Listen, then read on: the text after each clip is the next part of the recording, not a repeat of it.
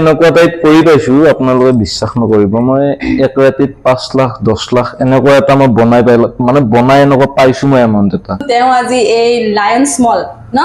Lions মল গেমটো খেলি তেওঁ আজি ইমানখিনি ওপৰত যাবলৈ সক্ষম হৈছে আপোনালোকেও ভাবিব পাৰে মই বিলাসী বাহনো লৈ আছো আপোনালোকে নিশ্চয় দেখিছে চাগে যিখন মই লৈ আনিছো আজি তেওঁ SUV 700 এখন আমাৰ ইয়াতে লৈ আহিছে আসলতে এটো সম্ভৱ নে এটা গেম খেলিয়ে এখন গাড়ী আৰু এটা ইমান ধুনীয়া এটা ঘৰ মানুহে বনাবলৈ সক্ষম হয় যে ৰিস্ক সে ইश्क होना चाहिए নমস্কাৰ মই কৃষ্ণা দত্ত আৰু আপোনালোক সকলোকে মোৰ চেনেললৈ স্বাগতম জনাইছো আজি এটা বিশেষ অনুষ্ঠান আৰু এই বিশেষ অনুষ্ঠানৰ মাজলৈ আমি আমন্ত্ৰিত কৰি আনিছো এজন বিশেষ নৱপ্ৰজন্মৰ আসলতে ব্যক্তি বুলি ক'লে ভুল হ'ব তেওঁ এজন হৈছে বিশেষ নৱপ্ৰজন্মৰ এজন টেকা ল'ৰা আৰু তেওঁৰ নাম হৈছে বিকাশ দাস নমস্কাৰ বিকাশ আপোনাক আমাৰ চেনেললৈ ওয়েলকাম জনাইছো ধন্যবাদ আসলতে তেওঁৰ কথা কি কম তেওঁ আসলতে আজি গেম খেলি এটা এনেকুৱা এটা গেম যিটো গেম খেলি তেওঁ আজি তেওঁলোকৰ এখন ধুনীয়া ঘৰ বনাবলৈ সক্ষম হৈছে আমি তেওঁৰ পৰাই জানিম তেওঁ কেনেকৈ এই গেমটো খেলিলে আৰু কেনেকৈ ক'ৰ পৰা ষ্টাৰ্ট কৰিলে গেমটোৰ নাম কি হয় সকলোখিনি আপোনালোকৰ ওচৰত দাঙি ধৰিব মিষ্টাৰ বিকাশ দাসে নমস্কাৰ মই বিকাশ দাস আসলতে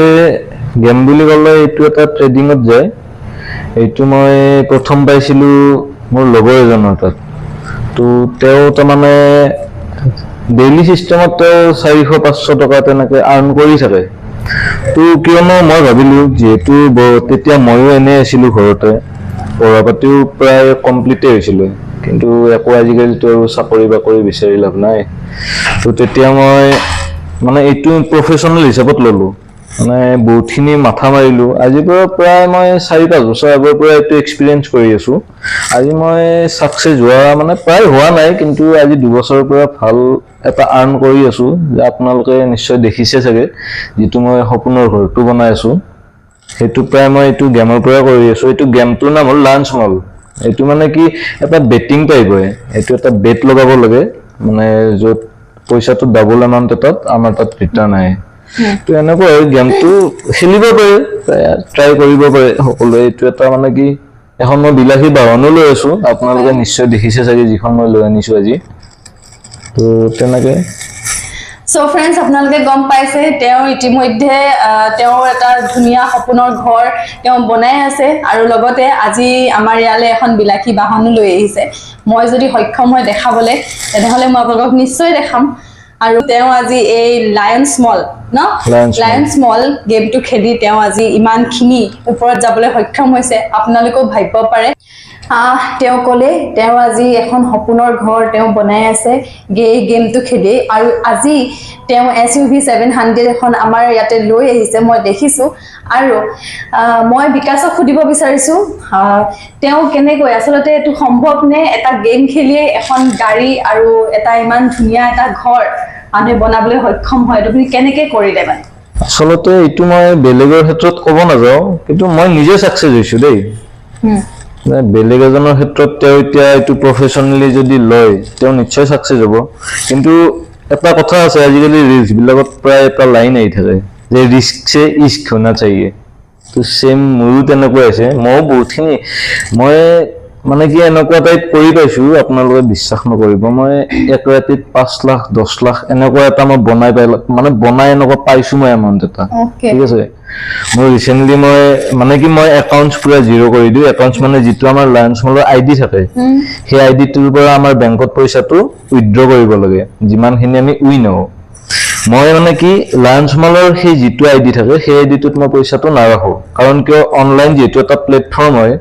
এটো কেতিয়া বন্ধ হ'ব পাৰে বাই চান্স হেতু ৰিস্ক নলও মই বেংকত ডাইৰেক্টলি ডিপোজিট কৰি থৈ দিও যদিহে মই আৰু মোৰ যিখিনি মোৰ নৱপ্ৰজন্মৰ যিখিনি ল'ৰা ছোৱালী আছে যদিহে তেওঁলোকে ভাবে যে তেওঁলোকৰ ইন্টাৰেষ্ট আছে ট্ৰেডিংত নাবা এটো এটা একচুয়ালি কালাৰ প্ৰেডিকচন হয় ঠিক আছে ইয়াত তিনিটা কালাৰ থাকে কালাৰত খেলিব পাৰে আঠটা নাম্বাৰ থাকে নাম্বাৰটো খেলিব পাৰে তো তেওঁলোকে যদিহে অলপ ৰিস্ক লৈ পিনে গেমটো যদি বুজি পিনে খেলিব বিচাৰে তেওঁলোকে নিশ্চয় সাকসেস হ'ব হেতু মোৰ ফালৰ পৰা একদম মানে মই গ্যাৰান্টি দি কৈছো কিন্তু তেওঁলোকে জানিব লাগিব তেওঁলোকে কি ব্লাইন্ডলি খেলিব নোৱাৰে ফাৰ্স্ট তেওঁলোকে গেম ৰিডিংটো জানিব লাগিব ঠিক আছে ট্ৰেডিং নলেজ অলপ হ'লেও শিকিব লাগিব তেতিয়াহে তেওঁলোক সাকসেস হ'ব সো বিকাশ দাস আপুনি কেনেকৈ হ্যান্ডেল কৰিলে ইমানখিনি আচলতে আপুনি আজি বহুত ওপৰলৈ গ'ল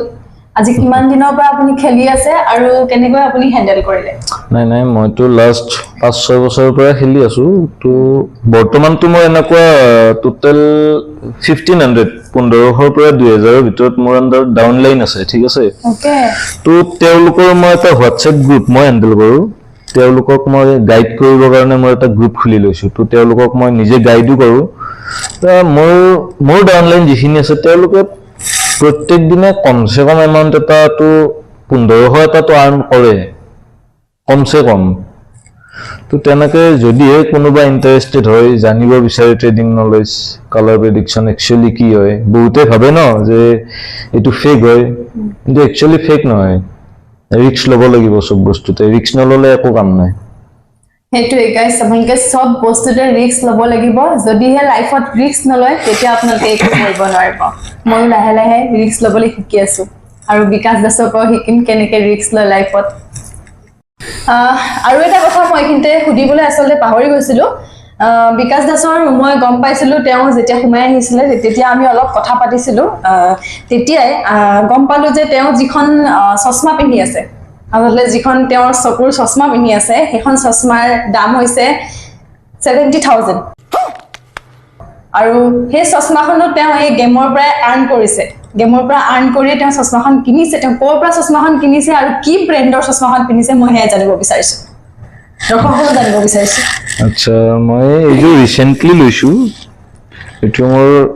হেৰি হয় আপোনাৰ এটো ফাষ্ট ট্ৰেকৰ হয় মানে কি ৰাতি ড্ৰাইভ কৰা যায় তো ড্ৰাইভ কৰিলে কিছুমান প্ৰবলেম হয় আগৰ ফ্ৰন্টৰ পৰা অহা গাড়ীখন চকুত ধৰে তো চকুত সোমাই যাব পাৰে লাইটটো মানে তেনেকুৱা তো ৰিফ্লেক্ট নকৰিবৰ কাৰণে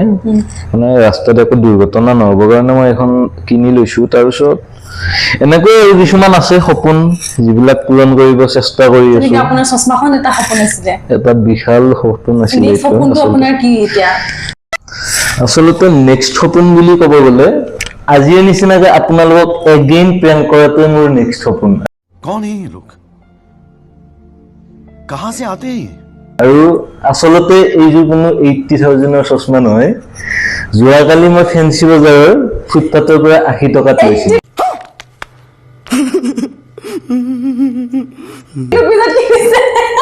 80 আৰু প্লাস মোৰ কোনো সপোনৰ ঘৰ নাই আসলতে মই ৰাজগড়ত 3000 টকা দি পিনে ৰুম ভাড়া লৈ আছো तू समझा हाँ नहीं तू समझा नहीं কোন ভিখাৰী প্লাস আৰু মই একচুয়ালি বাইদেউ পইচাটো দিব মোক ৰেপিডোখন আহি আছে একচুয়ালি আৰু কি জানে নে গাইস ৰেপিডো পইচাটো মই দিছো মই yes ইন্টাৰভিউত আহিছো মোক দিব লাগিব ৰেপিডো ভাড়া এই হাফ পেন্টটো কিনি আনিছে হি ফেন্সি বজাৰৰ পৰা কিন্তু কম বুলি ভাবিছিলে যে হি এটা ধুনীয়া শ্বৰুমৰ পৰা হি হাফ পেন্টটো কিনি আনিছে এই হাফ পেন্টৰ দাম হৈছে 49000 বাকি 40 रुपीस হাফ পেন্টটো কিনি আহিছে গাইস আৰু এটা কথা লগতে কৈছো আপোনালোকক মই ধুনীয়াকৈ আচলতে এই মোৰ ভাইটি হয় আৰু আমি দুটাই আজি আচলতে ইনে এটা প্ৰেংক ভিডিও বনালো ভাবিলো কপককে আমি এতিয়া ৰাতি হৈ আছে ভাবিলো যে প্ৰেংক ভিডিওটা বনাই দিও আজি আচলতে সোফাখন কিনিলো নতুনকে সোফাখন আহিছে প্ৰথম ষ্টাৰ্টিং আমি এটা ফেক প্ৰেংকত কৰিলো আপোনালোকে একদম বেয়া নাপাব আৰু মই সিৰিয়াসলি এটা কথা কওঁ মই এতিয়াৰ পৰা ভাবিছো ভাল ভাল অনুষ্ঠান কিছুমান আপোনালোকলৈ আগবঢ়াই দিম আশা কৰিছো আপোনালোকে চাব আৰু মোক সহায় কৰিব আচলতে আজি ভাবিলো ইনে আপোনালোকক মনোৰঞ্জনমূলক ভিডিওটা আপোনালোকলৈ আগবঢ়াই দিও কিন্তু ইয়াৰ নেক্সটৰ পৰা মই আপোনালোকলৈ ভাল ভাল কিছুমান অনুষ্ঠান আচলতে মই আগবঢ়াম চাব সকলোৱে আৰু মৰম দিব আৰু মোৰ চেনেলটো যদি কোনোবা নতুন হয় তেতিয়া হলে মোৰ চেনেলটো সাবস্ক্ৰাইব কৰি দিব আৰু কাষত থকা বেল আইকনটো প্ৰেছ কৰি দিব ধন্যবাদ আৰু শেয়াৰ কৰিব নাপাহৰিব সকলোৱে